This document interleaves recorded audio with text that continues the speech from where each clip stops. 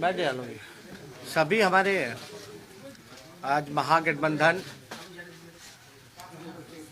के नेता, वामपंथी दलों के, कांग्रेस पार्टी के, आरजेडी के, आज हम लोगों की बैठक थी। कल जो हम लोगों का मानव श्रृंखला होने जा रहा है 3 काले कानूनों के खिलाफ, उसको लेकर के जो तैयारियां हैं, उसको लेकर के हम लोगों के बीच चर्चाएं हुई हैं और हर जिला में लगभग जो है कोऑर्डिनेशन कमेटी बना करके जो है तैयारी की जा रही है। आज राष्ट्रपति जी का भाषण था। कल जो फैसला हुआ था, लगभग 16 पार्टियों ने राष्ट्रपति जी के भाषण का बहिष्कार किया। हम लोग बार बार शुरू से ही एक बार हम लोगों ने कहा है कि हम महागठबंधन के लोग, Congress, CPI, CPML, CPM, RJD के लोग मजबूती के साथ किसानों के साथ उनके संघर्ष में हम लोग साथ खड़े हैं। और इसी सिलसिले में हम लोगों ने पहले भी घोषणा किया था कि एपीएमसी कानून जो है उसको बिहार सरकार खत्म करे। जो मंडी व्यवस्था थी, जो बाजार समिति व्यवस्था थी, उसको जो है लागू किया था। हमने कई बार ये भी कहा है, और अगर इतिहास के पन्नों पे अगर जा करके देखें तो जब राष्ट्रीय जनता दल की सरकार रही तो एमएसपी से भी अधिक दाम में खरीद फसलों की हुई है। नीतीश कुमार जी ने 2006 में जब ये बाजार समिति, मंडी की व्यवस्था जब खत्म की, तब से हमारा किसान जो है किसान से मजदूर बन गया, और ये कानून अगर चलता रहेगा तो मजदूर से भिखारी बन जाएगा। हम लोग महागठबंधन के सभी साथी पूछना चाहते हैं बिहार के मुख्यमंत्री नीतीश कुमार जी से कि आप चुप क्यों हैं? कृषि बिल को लेकर के आप मौन क्यों हैं? क्या किसान जो कर रहे हैं वो ठीक कर रहे हैं या गलत कर रहे हैं? क्या ये काला कानून सही है, किसानों के हित में है या नहीं है? क्यों नहीं आप जो है इस पे 2 शब्द भी नहीं बोल रहे? आखिर क्या मजबूरी है, क्या कारण है नीतीश कुमार जी की चुप्पी इस कानून को लेकर के? क्या मजबूरियां हैं? और 2006 से जब से एपीएमसी कानून, उसके बाद से बिहार के किसान लोगों को फायदा हुआ है या नुकसान हुआ है? ये बताना चाहिए लोगों को सामने आकर। हम लोग कोई भी आंदोलन करते हैं, कहीं भी, चाहे छात्रों के लिए आवाज उठाना, युवाओं के लिए आवाज उठाना, संविदा कर्मियों के लिए आवाज उठाना, सरकारी कर्मचारियों के लिए आवाज उठाना, नीतीश कुमार जी लगातार जो है लोकतंत्र का हत्या करने में लगे। केस मुकदमा, जो धरना स्थल है वहां भी नहीं बैठने दिया जाता। आप लोग सब लोगों ने देखा होगा। किसान को लेकर के सबसे बड़ा सवाल है, बिहार में अभी नीतीश कुमार जी जो है डीजल का दाम जो है महंगा करने जा रहा है।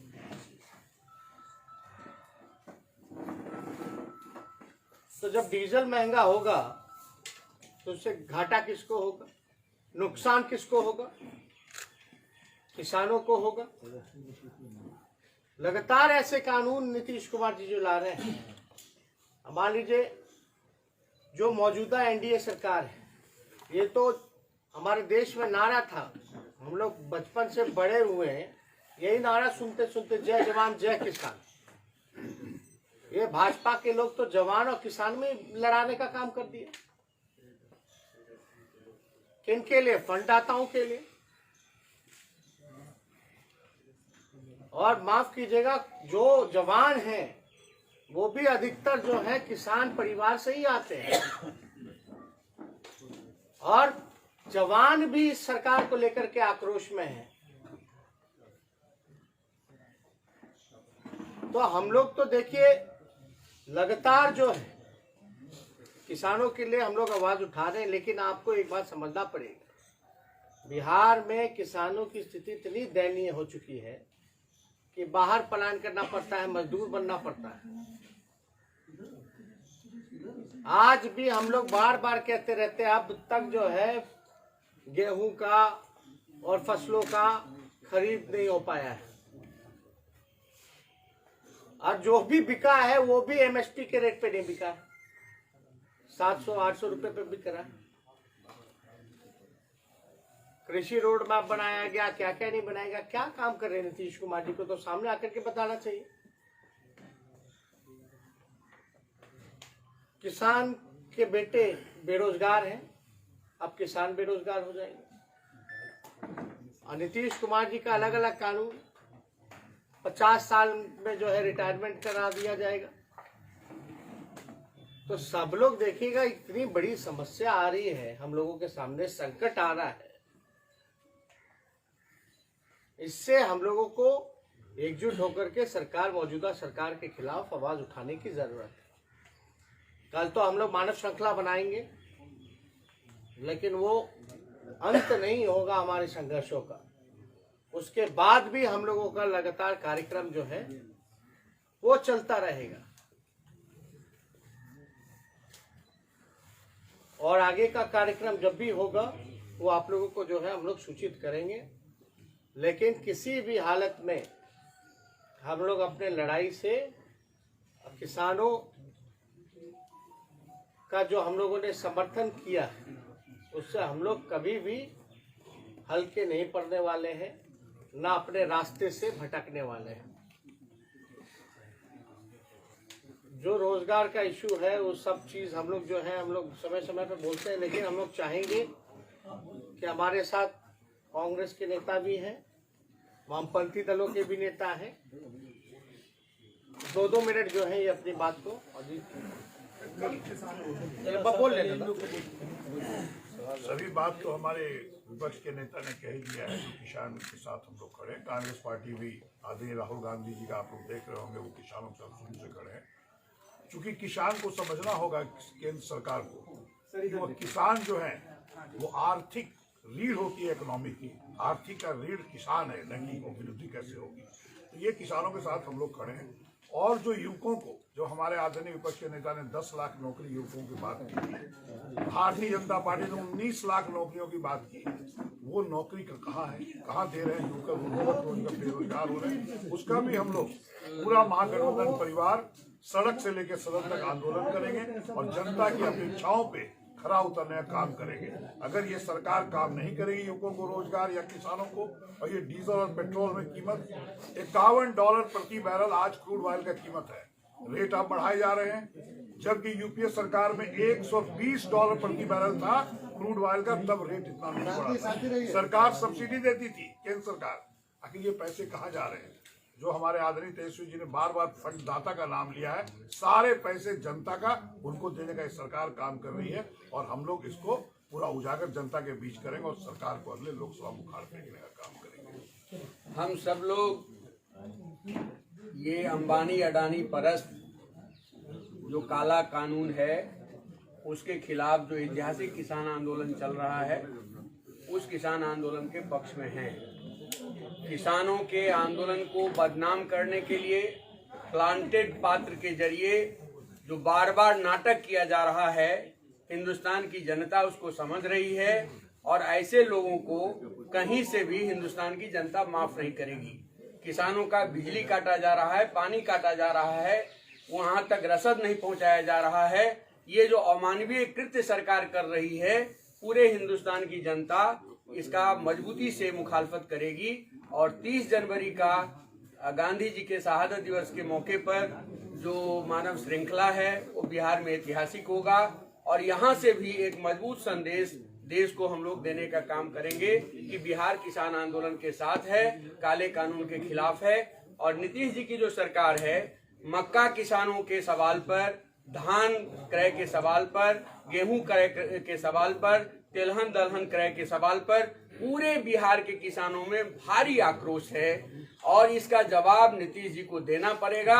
और नहीं तो बिहार में भी किसान आंदोलन एक जमीन ग्रहण कर रहा है और आने वाले दिनों में, जैसा कि हमारे प्रतिपक्ष के नेता ने कहा कि आंदोलन की हम लोग इस आंदोलन को और आगे बढ़ाएंगे। हम लोग फिर बैठ करके ऐतिहासिक तौर पर इस आंदोलन को सफल बनाते हुए, ऐतिहासिक मानव श्रृंखला को सफल बनाते हुए आंदोलन को और आगे बढ़ाएंगे। विपक्ष के नेता तेजस्वी जी ने बहुत ही विस्तार से मानव श्रृंखला के बारे में और बिहार की नीतीश सरकार जो किसान विरोधी है, युवा विरोधी है, श्रमिक विरोधी है, उनके कारनामों की विस्तृत चर्चा की है। हम आपके माध्यम से बिहार की जनता से यह अपील करेंगे कि कल जो मानव श्रृंखला है वो श्रृंखला पटना से लेकर गांव तक, देहातों तक बनाई जाए, क्योंकि दिल्ली में जो कुछ हुआ है, ऐतिहासिक ट्रैक्टर मार्च आयोजित किया गया। ऐतिहासिक ट्रैक्टर मार्च हमारे लिए प्रेरणा भी दे रहा है और शासक वर्ग, सरकार सुनियोजित तरीके से उसे बराबर बदनाम करने की कोशिश कर रही है। क्या क्या नहीं ये लोग बोलते रहते हैं, लेकिन जितना भी बोले, जितनी धमकियां दी जाए, किसान नेताओं को झूठे मुकदमे में फंसाया जाए, उतना ही ज्यादा आंदोलन और ज्यादा विस्तृत होगा, एग्रेसिव होगा। नीतीश कुमार की हम आलोचना करते हैं। बिहार के किसान दरिद्र हो गए। बिहार में खेती से जुड़े हुए नौजवान कृषि मजदूर आज पलायन करने को मजबूर हैं और ये चुप्पी साधे हुए हैं। इतिहास इन्हें माफ नहीं करेगा। 2006 में जो इन्होंने कानून बनाया, ये कानून बिहार के किसानों के लिए बहुत ही खराब कानून है। इसके ऊपर उनको शर्म आनी चाहिए और अपना स्टैंड क्लियर करनी चाहिए। बिहार के किसान आंदोलन के साथ खड़े हैं। कल मानव श्रृंखला को सफल बनाएंगे। आने वाले दिनों में इससे भी बड़ा और जुझारू आंदोलन हम महागठबंधन के सारे दल के लोग मिलकर करने के लिए तैयारी कर रहे हैं। स्वरूप क्या होगा जो मानव श्रृंखला बनेगी? स्वरूप क्या होगा? आप कहाँ रहेंगे? कितने बजे से करेंगे? क्या रोड मैप है पूरा, उसके बारे में बता दीजिए। नहीं, हम लोग थोड़े पार्टी ऑफिस में आप बता दिया जाएगा शाम तक। एक आदमी रह गए हमारे। मित्रों, महागठबंधन के हमारे नेता ने और पूर्व वक्ताओं ने सारी बातें बता दी है। जोर से बोल दीजिए सर। ठीक है सर, बोल दीजिए भाई। मैं समझता हूँ इतना काफी है, इससे ज्यादा बहरहाल मैं सिर्फ ये कहना चाहता हूँ, सारी बातें आ चुकी हैं कल के मानव श्रृंखला के संबंध में और किसान आंदोलन का दमन जो हो रहा है उसके संबंध में। मैं आप सबों को सिर्फ ये स्मरण दिलाना चाहता हूँ कि 2008 ईस्वी में अमेरिका में जो सुनामी आई, इकोनॉमिक सुनामी आई थी, उसके बाद जो ऑक्यूपाई वॉल स्ट्रीट का आंदोलन हुआ, कमोबेश आप देखिए तो ये किसानों का ट्रैक्टर मार्च जो है ऑक्यूपाई दिल्ली का मार्च था, जो शांतिपूर्ण तरीके से इस देश में, ये गांधी का देश है, उस तरीके से ये हुआ। और उसके दमन की जो ये कोशिश की गई है और जिस तरह से झूठे मुकदमे चलाए जा रहे हैं और बदनाम करने की कोशिश हो रही है, उन सब का मुकाबला करने के लिए किसान अगर बेदखल किए जाएंगे तो 7 रेस कोर्स को खाली कराने का आंदोलन होगा और 7 रेस कोर्स को खाली कराना पड़ेगा। इसलिए उस दिशा में हम बढ़ रहे हैं और किसानों के ऊपर ये दमन अगर हुआ तो पूरा देश उनके साथ खड़ा होकर के, ये किसानों का देश है। और आप स्मरण कीजिए कि महात्मा गांधी ने किसानों को ही उस सत्याग्रह के आंदोलन में जब खींचा था तो अंग्रेजों को 7 समुंदर पार जाना पड़ा था। अब ये मोदी जी और अंबानी और अडानी को कहाँ जगह होगी, इसका वो खुद अंदाजा लगा लें। हमारा आंदोलन तब तक जारी रहेगा। और कोई सवाल? ये जो 19 लाख नौकरी देने की बात सरकार करती है और दूसरी तरफ 50 साल में कंपल्सरी रिटायरमेंट की बात कर रही है, ये क्या है? कहीं ना कहीं दिखता है इनके दोहरा चरित्र। आप एक बात समझिए कि लगातार ये सरकार जो है, जितने भी वादे किए आज तक कोई पूरा किया है? कोई भी वादा या कोई भी इनका घोषणा पत्र में जो चीजें हैं, कोई भी पूरा नहीं हुआ। 7 निश्चय 1 हो, 7 निश्चय 2 हो, किसी को कुछ पता चल रहा है कि हो क्या रहा? अभी एक ही काम हो रहा है कि कुर्सी बचाओ अभियान में नीतीश कुमार जी लगे हुए हैं। अपना जो सत्ता का भूख है उसको बस उसकी पूर्ति में लगे हुए हैं। आप देखिएगा, जो भी, हमको तो कहने की जरूरत नहीं है, लेकिन आप सब लोग समझदार हैं, सब लोग अनुभवी हैं। लोग जो है सड़कों पर हैं, लाठियां बरसाए जा रहे हैं। मुख्यमंत्री जनता से कोई संपर्क नहीं है, लोग एकदम कटे हुए हैं। और मुख्यमंत्री का एक ही अभियान है कि जोड़ तोड़ और किसी भी प्रकार से चाहे कुछ हो जाए लेकिन कुर्सी उनके हाथ से ना जाए। तो हमको तो ज्यादा कुछ करना ही नहीं है।